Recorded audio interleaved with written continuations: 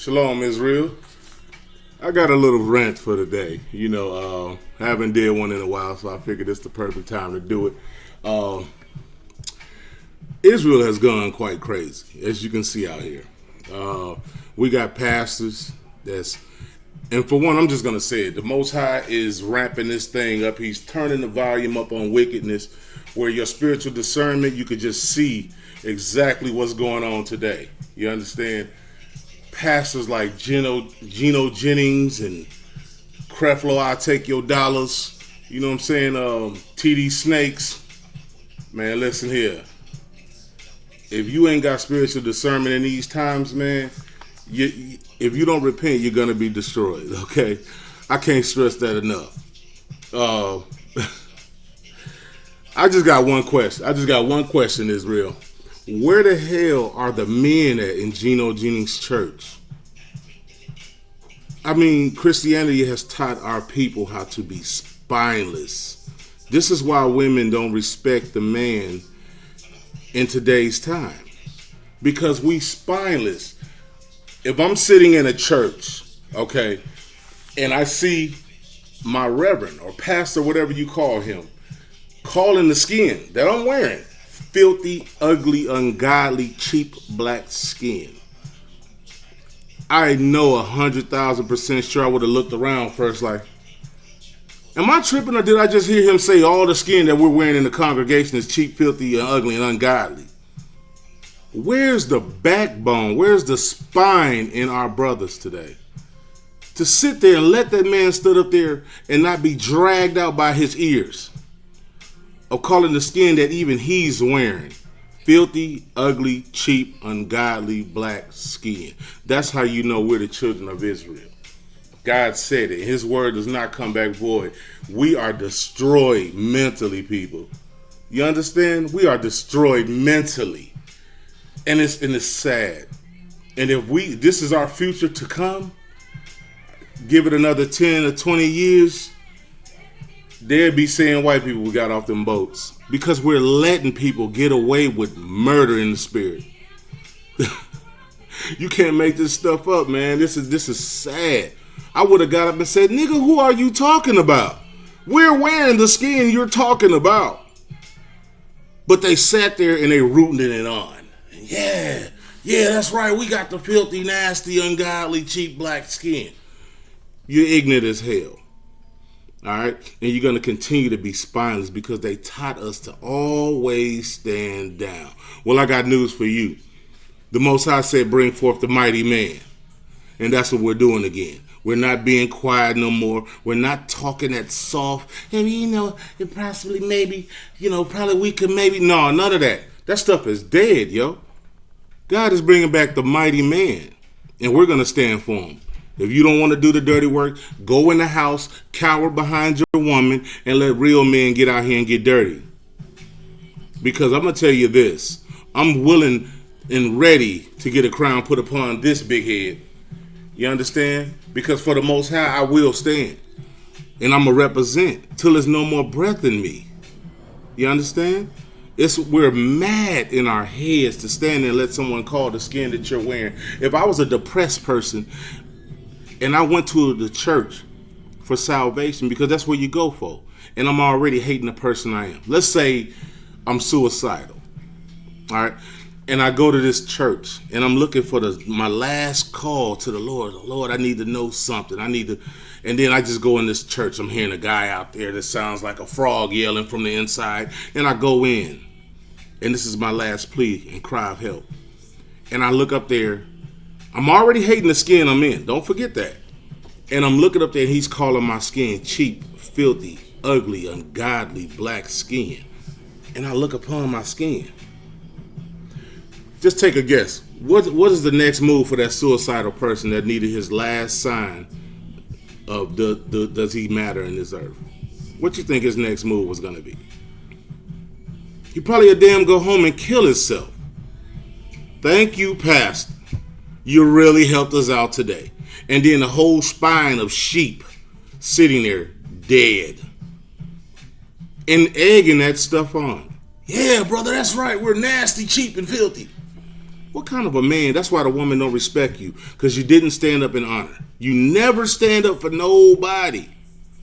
Oh, I take it back. You stand up for your oppressor. If old Smo Joe would have said something, you'd have got up and stood in front of us. Get behind me, Smo Joe. What you say about my master? That's the mind you have. That's the mind you got. It's sad that we're living in them times, man. And the crazy part is, we already see it coming, baby. The more you deny, the more you object, the more you can't stand it, guess what? You prove the Bible right. There's no gray area in that.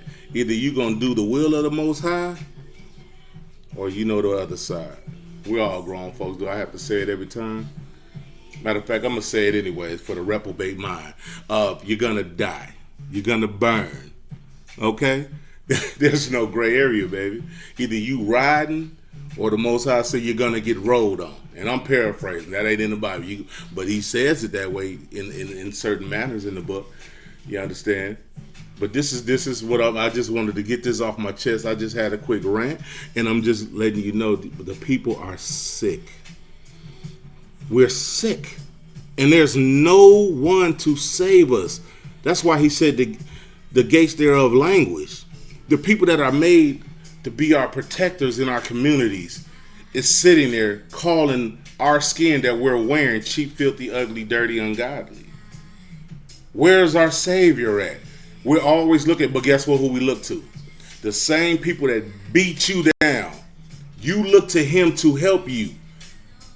That's madness. If I sat here, okay, the Most High puts you into captivity, right, for your disobedience.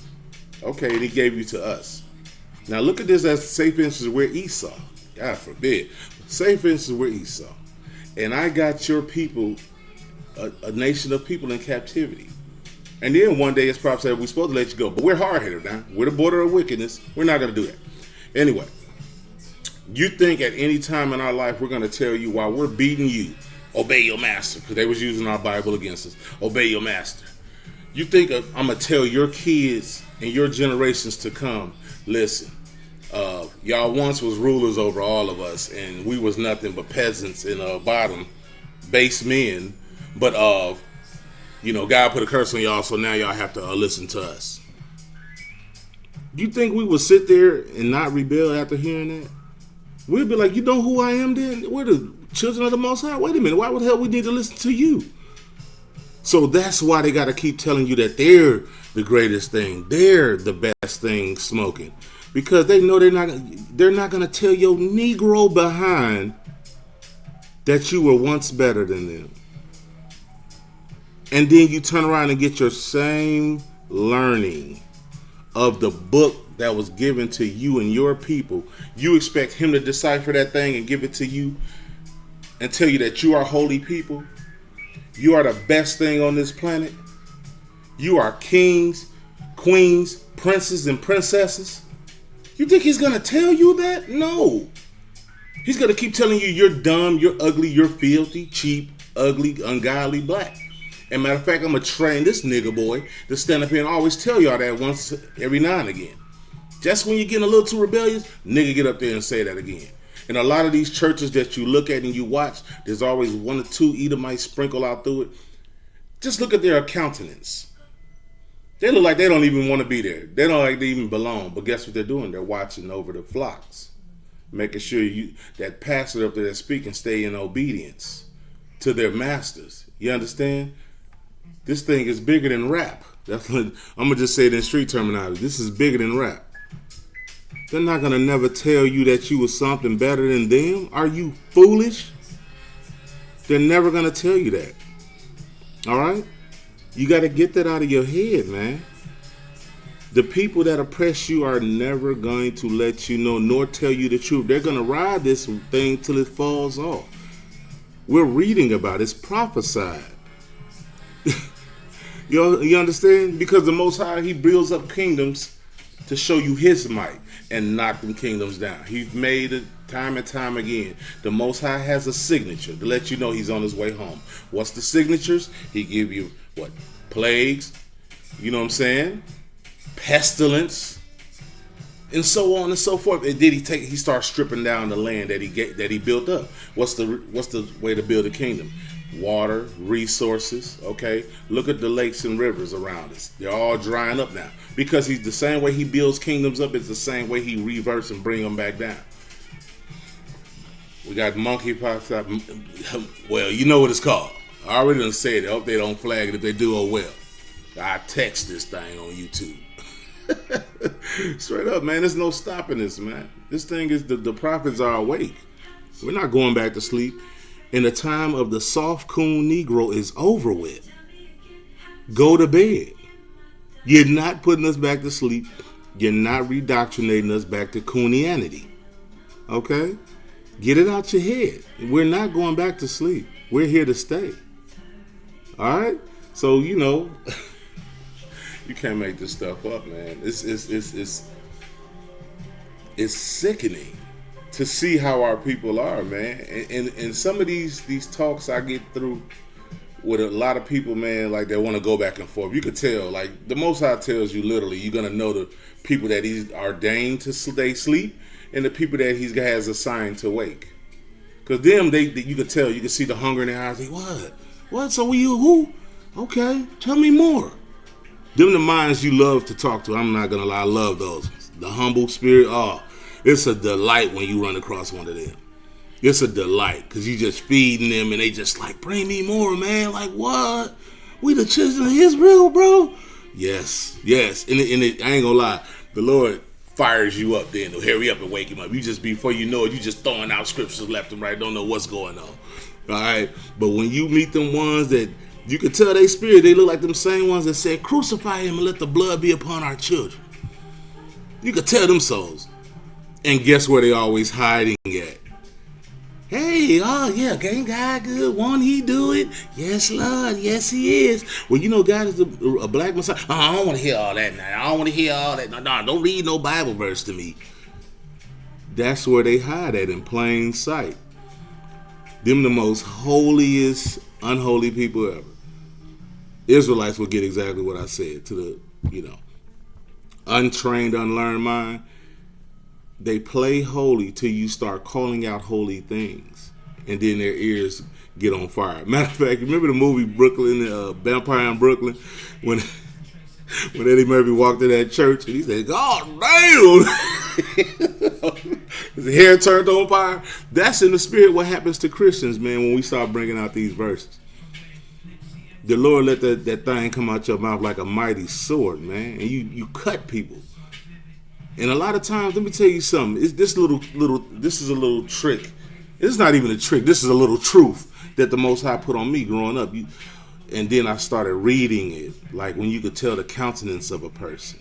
9 times out of 10, when you got a person that looks like me and you're trying to wake him up and they just keep on kicking against the bricks, start asking this question. It's either one of the two. If they they're super rebellious, and you talking, you just like, brother, you just not getting it. Do you have a white mother? And you got to ask these questions. Are you mixed? Or do you, not mixed, but you know what I mean. Do you have a white mother or, and a black dad or vice versa? And then sometimes they'll say no. But most of the time, some will say yeah when they're really kicking against the bricks because they're trying to get someone else in. All right, and they're battling you like they, but I kind of get that because battling you is like battling God because the Most High puts all them scriptures and wisdom, knowledge, and understanding in you. So now you're talking for him as the oracles of God. And then, or if that's not the thing, you can ask him, you got a girlfriend? Yeah, I got one. She wouldn't happen to be white, would she? Well, I don't think, no color matter. Right there, you can catch it again. The past couple of people this week that was just debating with me, and I'm just, at one point I was getting triple teamed, 3 Edomites, no, actually take that back, 2 Edomites and 1 Israelite that's asleep. And he looks, mixed. We gonna use today's vernacular. He looked at mixed because he's light-skinned, but he got our features, he got the beard and everything. He's an Israelite / Christian. He knows he's Israel, but he still want to talk this peace, love, Christian stuff. Still smoking weed. I said, brother, you're so far off. You so far off. And then I had to ask him. I said, a lot of times, brother, I'm not trying to insult you or anything, but I've noticed most people that's fighting has one of the two, either a white mother or a white girlfriend. Which one is you? I said, you wouldn't happen to have a white mother, would you? He responds back, yeah, I have a white mother, but that don't have nothing to do with what I'm... Exactly has something to do with what you're kicking against. Let me tell you something. I'm not trying to be rude again, but your mother is not finna get two kingdoms. All right? That's the pride of Esau, too. We got them, they the first ones want to teach you love doctrine, tell you all this lovey, lovey, love, because they want to keep the spineless Negro. You know why? Because they can deal with the spineless Negro. He's easier to manage. All right? He's easier to manage. But he knows Israelite? No. Only thing strains us is the Most High Yah. And then they try to tell you teaching hate. That's the one I've been going up against. Oh, you're preaching hate and hate and hate. I said, yeah, all right, I'm preaching hate. I've raped, robbed, pillaged, and murdered your people, enslaved your whole land, built it upon blood, then called your people the alien, and now I can put you in jail for crossing your own land. I'm teaching hate, though. I said, we're teaching hate, and guess what's crazy? You got Negroes that believe it, and all we're doing is holding this up. We're waving the banner, all right? We're waving the banner upon the high mountain like he told us. And they want to say, you're hate, you're preaching hate, you're preaching murder. Who have I murdered yet? Who have I murdered yet? Answer that for me, I'll wait. Who have I raped or robbed? And the crazy part is, they convinced a lot of our people of that, man. We are the most looked down upon, hated people on the planet. And the Most High said it's going to be that way. They've convinced many nations, man. They've convinced everyone that we are dangerous, we're thugs, gangsters, and all of this. And you have yet to show me one time we raped, robbed, and pillaged anyone. You know what we do? We're petty. You know, they get you with, he steals cars and this guy's in the gang. And okay, what have he took over? Because the Most High calls, Esau and other nations the true thief. Because, okay, Lil Ray done stole a candy bar. But young Esau done stole a whole country. You're looking at this Taiwan and China situation. And once again, look what we do. You send an 80-year-old skeleton over there just to start some stuff. I bet you won't do it. But guess what? Thus saith the Lord God. It's going to happen. Oh, yes. And you can believe that. It's going to happen. So I just want to tell you folks to strap up, get ready, get prepared, and we got next. Shalom.